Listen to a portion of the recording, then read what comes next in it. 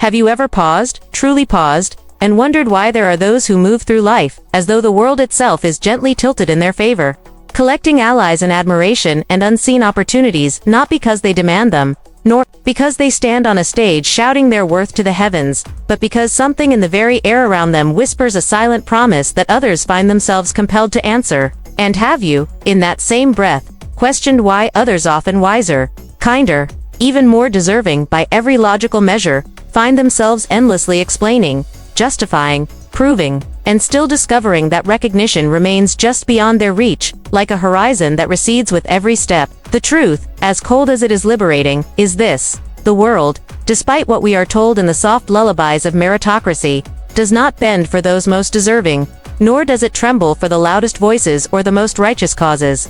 The world bends instead for those who understand how to shape the invisible architecture that holds the choices, the perceptions, and the narratives of others. And those who master this craft do not beg to be seen, they design the vantage point itself.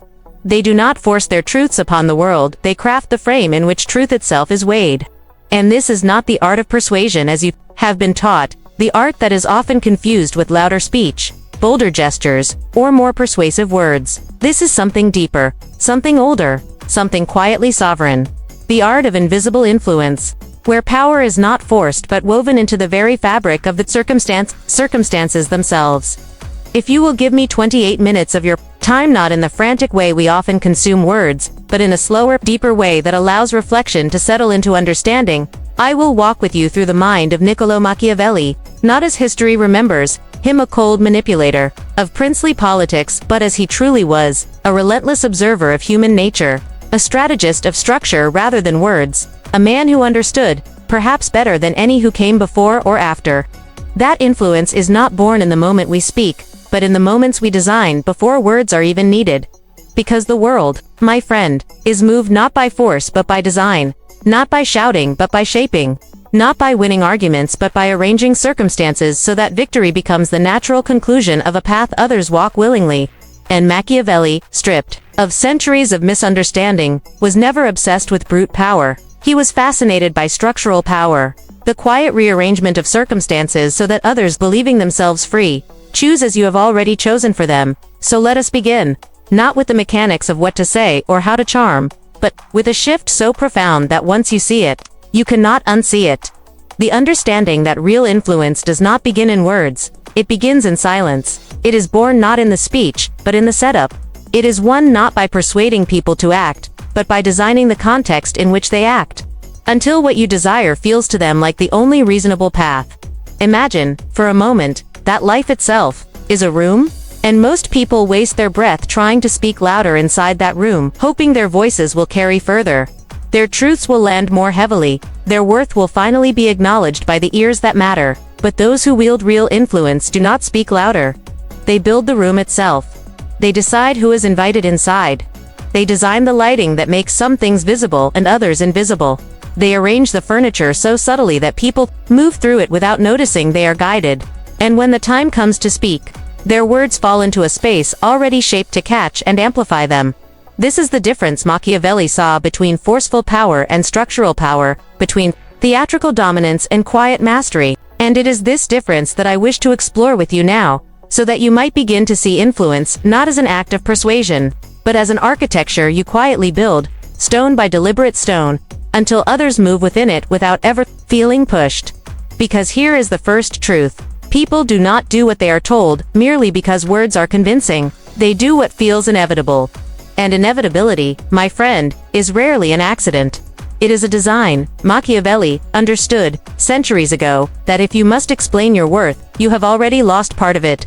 If you must argue for your idea, you have already given others the power to accept or reject what should have felt like the natural course of action. And so, he shifted his focus from what to say, to how to arrange what others see. From how to win debates, to how to ensure the debate itself unfolds on a field tilted subtly in his favor. This is why those who truly master influence seem from the outside, almost effortless in their power. It is not that they are always the smartest or the most eloquent, but that they see 3 steps ahead and quietly shape the path others will walk, until those others arrive at the place they had chosen for them and feel, in their bones, that they arrived there freely. And this is not about deception, though it can be used deceptively. It is about understanding something profound about human nature, that freedom is as much about perception as it is about reality, and that people will defend fiercely what they feel they chose themselves even if that choice was gently sculpted, long before they made it. So what does this look like in practice? It begins with what I will call the 3 invisible pillars of influence, drawn from Machiavelli's insights and refined for the world we live in now. Control of access, management of needs, and architecture of choices. Together, they form a framework that is neither loud nor desperate, but quietly magnetic, drawing people toward your purpose until they see your gain as their gain, your idea as their own, and your success as something they helped to create. The first pillar, control of access, is built on a paradox that feels almost cruel in its simplicity. The more available you are, the less you are valued. The more scarce your presence, the more it becomes a resource others must calibrate around. This is not arrogance, it is strategy rooted in human psychology. We chase what we cannot easily have. We grant status to what is rare. And so, those who master invisible influence do not flood the market with their presence. They craft scarcity, until proximity to them feels like a privilege rather than a given. Think, for a moment, about the people whose attention you crave most deeply. It is rarely those who are always there, always agreeable, always saying yes. It is those who, by their absence, reveal their value. Those whose time feels weighted with significance because it is not freely given. And so, to influence others, you must first discipline yourself to pull back, to let silence do what words cannot. Create a space others feel compelled to fill. The second pillar, management of needs, is where you shift from being merely desired to being indispensable, not by waiting to be asked, but by anticipating what others will need before they, themselves, know. This is where influence transcends persuasion and becomes something closer to prophecy. The quiet ability to see 3 moves ahead, to solve the problems that remain invisible to others. Until your presence feels less like an option and more like a necessity. And this is not about showing off how clever you are. It is about becoming the answer to questions others have not yet learned to ask. Machiavelli warned rulers that it is too late to build defenses when the city is already under siege. The wise leader prepares in times of peace so that, when the storm comes, they alone stand ready. And this lesson applies to you, in your relationships, in your work, in your ambitions.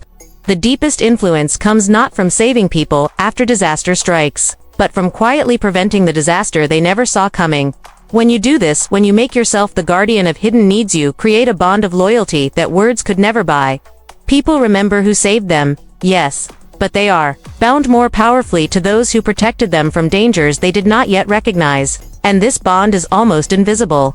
It feels to them like gratitude mixed with trust, like a whisper that tells them, this person sees something in me, for me, that even I do not yet see. The third pillar, architecture of choices, is perhaps the most subtle and the most dangerous. The ability to craft the field of options others see so that every path they choose serves your larger design. You do not force them. You do not remove freedom. Instead, you design freedom. You say, here are 3 options, all of which you will find acceptably, and each, in its own way, brings you closer to the goal you have set. And because people feel they have chosen freely, they rarely resist. They commit more deeply to the outcome because it feels like it is truly theirs. This is what Machiavelli meant when he observed that people rarely rebel against choices they believe they made themselves, even when those choices were shaped by unseen hands. And this is not manipulation in the cruel sense. It is design in the elegant sense, creating a context in which others move willingly, because the path you have set aligns with needs and desires you have already anticipated. When you combine these 3 pillars, controlled access, predictive service, and curated choices, you stop pushing others toward your goals and begin to create a gravitational pull that draws them in without resistance. They do not feel coerced. They feel chosen, and in turn, they choose you.